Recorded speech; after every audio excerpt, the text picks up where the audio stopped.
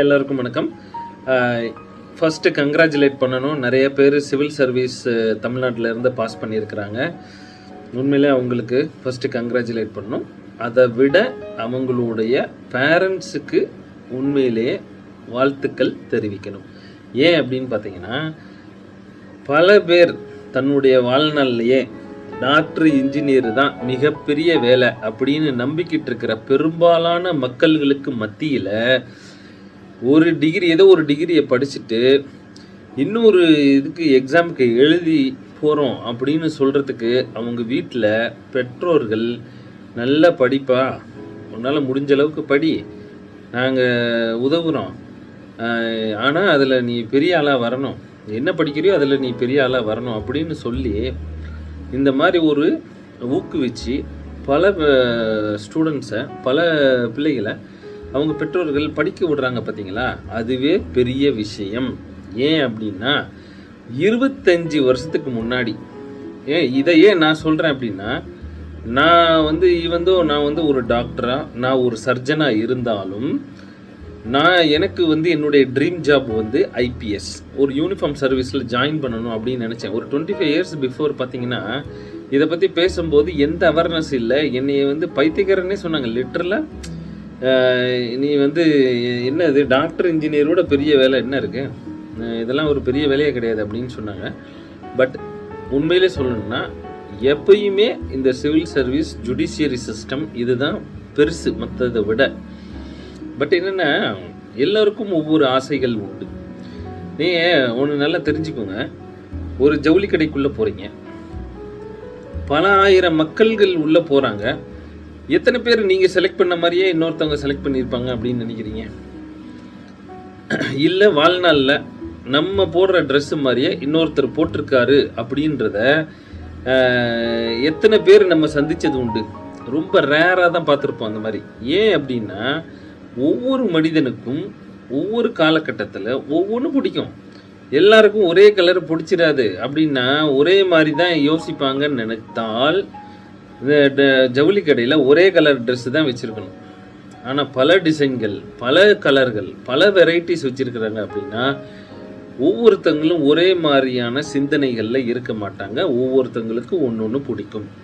So வாழ்க்கையில் நல்ல ஒன்று தெரிஞ்சுக்கோங்க. எந்த ஒரு மனிதனாக இருந்தாலும் சரி, அது ஆணாக இருந்தாலும் சரி, பெண்ணாக இருந்தாலும் சரி, நீ 2 விஷயம் ரொம்ப ரொம்ப முக்கியம். என்ன அப்படின்னா, ஒன்று வேலை, இன்னொன்று லைஃப் பார்ட்னர். ஏன் அப்படின்னா, இது 2ம் தான் நம்மளுடைய வாழ்நாள் முழுவதும் நம்ம கூடயே வரக்கூடிய விஷயங்கள்.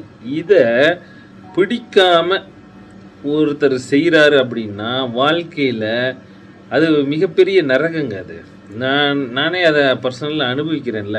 நான் என்னுடைய ட்ரீம் ஜாபுக்கு போக முடியல. Because of my parents compulsion.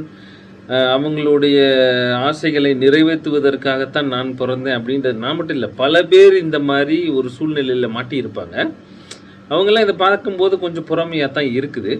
So நம்மளுக்கு என்ன அப்படின்னா, இந்த மாதிரியான ஒரு அவங்களுக்கு பிடிச்ச ஒரு விஷயம் வாழ்க்கையில் பிடிச்ச விஷயத்தை செய்யும் பொழுது ரொம்ப தெளிவாகவும், அந்த வேலையை ரொம்ப தெளிவாகவும், ரொம்ப கான்ஃபிடெண்ட்டாகவும், இன்னும் கொஞ்சம் நேர்மையாகவும் செய்கிறதுக்கான வாய்ப்புகள் இருக்குது அப்படின்றத சொல்கிறாங்க எல்லோரும்.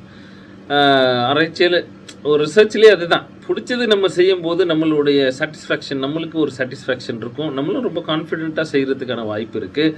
நம்மளும் அதை அதை ஒரு அச்சீவ் பண்ணணும் அப்படின்னு சொல்லி ஃபுல் எஃபர்ட்டும் போடுறதுக்கான வாய்ப்பு இருக்குது. ஸோ நல்லா தெரிஞ்சுக்கோங்க, இந்த மாதிரியான விஷயங்களில் என்றைக்குமே இன்டர்ஃபியர் பண்ணாதீங்க. பேரண்ட்ஸ் மிகப்பெரிய தவறுகளை, டிசிஷனை எடுக்காதீங்க. இந்த விஷயத்தில் நான் சொன்ன இந்த 2 விஷயத்துலேயும் டிசிஷன் எடுக்காதீங்க. நீங்கள் அட்வைஸ் வேணால் பண்ணலாம், யார் அந்த நபரோ அவர் தான் அதை டிசைட் பண்ணணும். ஏன்னா மெரிட்ஸ், டிமெரிட்ஸை சொல்லுங்கள் ஃபஸ்ட்டு. ஒரு விஷயத்த நம்ம ஒரு கார் வாங்குகிறோன்னா எவ்வளவு ஷோரூம் ஏறி இறங்கி வாங்குகிறோம். ஒரு ட்ரெஸ் எடுக்கிறதுன்னா எத்தனை கடை ஏறி இறங்குறோம். நான் நிறைய பேர் பார்த்துருக்குறேன்.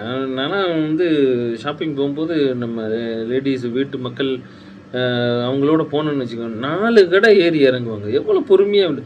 ஆனால் டாக்டர்ன்றதை ஒரு செகண்ட் முடிவு பண்ணிட்டாங்க.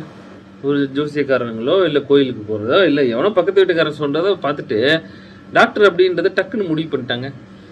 இப்போ இதில் மன வருத்தத்தை ஏற்படுத்தும். நம்மளுக்கு வந்து அது பிடிக்காத வேலையை செய்கிறதுன்றது வந்து நரகத்தில் இருக்கிற மாதிரி இருக்கும். அதை நான் அனுபவிச்சிட்டு இருக்கிறேன். அது விட்டுருங்க. பட் இப்போ பாஸ் பண்ணவங்களுக்கெல்லாம் மிகப்பெரிய ஒரு கங்க்ராச்சுலேஷன். அவங்க பெற்றோர்களுக்கு உண்மையிலே ஃபஸ்ட்டு அவங்களுக்கு தான் வாழ்த்துக்கள் சொல்லணும். இன்னும் மென்மேலும் வளர்கிறதுக்கு நிறைய விஷயம் செய்யுங்க, நல்லது செய்யுங்க மக்களுக்கு. நம்ம ஒரு ரோட்டில் போகும்போது ஒரு குண்டும் குழியுமா இருந்ததுன்னா நம்மளுக்கே கோபம் வருது இல்லை? அதை யார் சரி செய்கிறது? இப்போ அதுக்குன்னு ஒரு துறையில் இருக்கிறவங்க அதில் ஜாயின் பண்ணால் தானே அது செய்ய முடியும். பிடிச்சி ஜாயின் பண்ணாங்கன்னா கண்டிப்பாக அதை அவங்க நிவர்த்தி செய்ய ஆரம்பிச்சிடுவாங்க. நம்ம சொல்லணுன்ற அவசியம் இல்லை. யாரை பிடிக்காம தான் நிறைய பேர் வந்து அவங்க வேலைகளில் பிடிக்காம தான் நிறைய பேர் கம்பல்ஷனில் போய் ஜாயின் பண்ணியிருப்பாங்க. பட் இந்த சிவில் சர்வீஸ் நீங்கள் ஜாயின் பண்ணது பெரும்பாலான இது வந்து எஃபர்ட் இல்லாமல் ஜெயிக்க முடியாது. பிகாஸ் வந்து இது ஒரு காம்படிட்டிவ் எக்ஸாம், சாதாரணமாக வந்து கிடையாது. ஒரு டிகிரியை முடிச்சுட்டு லைஃப்பையே ஒரு டேர்ன் பண்ணி திருப்பி வரணும். அப்படின்னும் போது அவங்களுக்கு அது பிடிக்காமல் அதை செய்ய முடியாது. ஏன்னா ஃபஸ்ட்டு ப்ரிலிமினரி எழுதணும், அடுத்தது மெயின்ஸ் எழுதணும், அடுத்தது வந்து நேர்முகம் இன்டர்வியூ இருக்கும்.